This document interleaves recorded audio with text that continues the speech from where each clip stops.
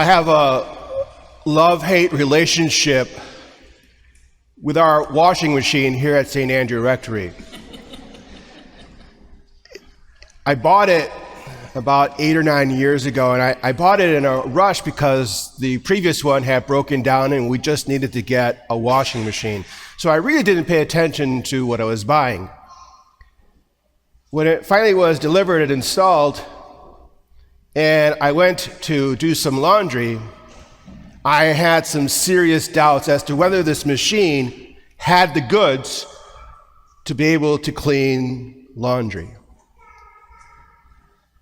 You see, the previous model was a rather old one.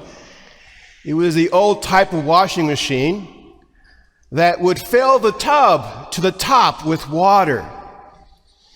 And you'd put in a whole lot of soap, and once the agitator went on, the clothes would swim freely in the water and the suds would form on the top, and those were assurances to me that the job was getting done. But this new model is one of those energy efficient, ecologically sound machines. Now, I'm all for that, I really am. But I wasn't ready for this, because as I would look in the tub, I would see that there was barely any water in there. The clothes were hardly moving around, and there were no suds anywhere. And I'd wonder, will my clothes come out clean? And I have to fight every temptation to pour more water in there, more soap to get it done. And despite all my suspicions, the clothes always come out clean. I've had to kind of put aside my temptations, my old ways of doing things, and to trust that this machine has the goods. In today's gospel, the disciples make a request of Jesus to increase their faith. And it sounds like it's a good request. And we could wonder, where is this request coming from? In one of the parallel gospel stories to this one, we hear the detail that they actually tried doing some of the work that Jesus was doing. They were trying to heal people, perform miracles, and they failed miserably. So they come to Jesus asking for more faith. And perhaps that's behind today's request. But Jesus' response is kind of puzzling. And in essence, what Jesus is telling them is that more faith is not what is required here. Rather, to trust in the faith that they do have, even if it is small, as in the size of a mustard seed. What Jesus is advocating to them and to us is it's not so much a matter of more, but really a matter of less.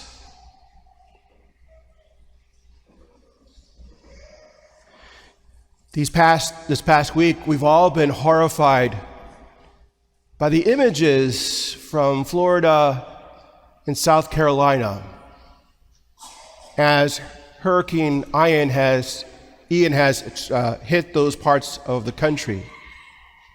And there's been tons of devastation, and we are learning now of the loss of life that is happening, unfortunately.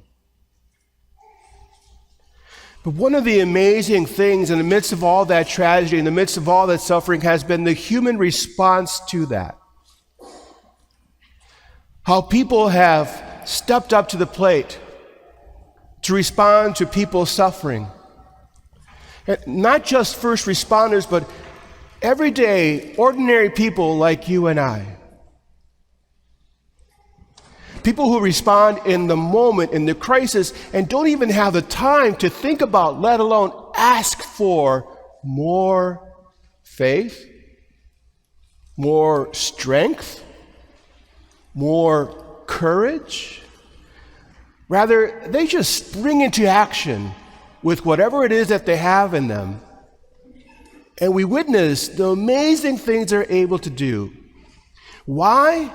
Because it's not so much a matter of more of something, rather a less of something. A good example of that was, there's a story of a news television man. He was operating his camera as the reporter was making a report on the storm. And as he was doing that, he can see off in the distance that there was someone stuck in their car, and the water was up to the top of the car, and the person couldn't get out. And so he literally did something he was not supposed to do. He intervened. News people normally do not intervene. That's not their job. Their job is to report the story, but he decided to do something different. So he put down his camera, and actually it was still running, so you can see actually him leaving the camera and running to that spot and rescuing that person from the car and saving their lives. Without thinking about it, without asking for something more, he did something less.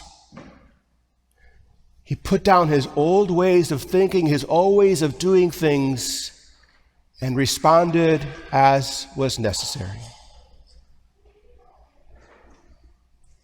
There's another story as well, too. Of course, there are hospitals in Florida that they weren't all able to move their patients to other hospitals that would be safe from the storm, because some of those patients are critical patients that are so sensitive they can't be moved. One of the hospitals had 70 children in their NICU. And so doctors and nurses and technicians waited out the storm with these little kids, with these little infants, all the while unaware of what they would come home to, if they even had a home to come home to. All the while not knowing if their family members were safe or not. Now, common sense would say, well, no, you leave your job and you go home to be with your family. You go home and make sure everything is battened down and safe and secure to ride out the storm. But instead, they put down those old ways of thinking and responded to something else, to a greater need, to someone who was more vulnerable than they or their family were. You see, I think that's what Jesus is trying to get at. It's not a matter of more faith, more courage, more love, more charity, more patience, all those things that we find ourselves sometimes praying for. But rather, it's a matter of less of. What is it for us, my friends, that we need to have less of? What do we need to put down, the old ways of doing things? What gets in the way of our Christian discipleship? Our anxiety? Our fear?